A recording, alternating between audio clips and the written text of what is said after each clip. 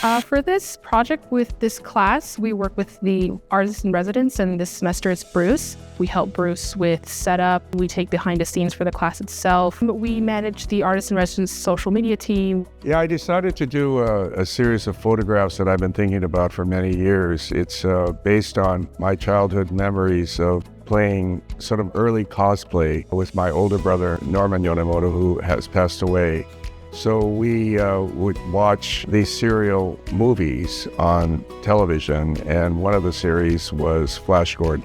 My brother Norman would always want to play Flash Gordon. So the only other main character that was left was Ming the Merciless, who was supposed to be Asian, but he was, of course, played by a white actor in yellowface. And so I'm recreating this experience with myself in it. I never kind of thought about this aspect of the exhibition.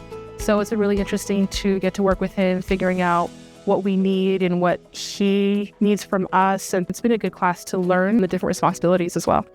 I'm interested in showing the class and the students at CSUN how the production works and how to produce large-scale photographs and video.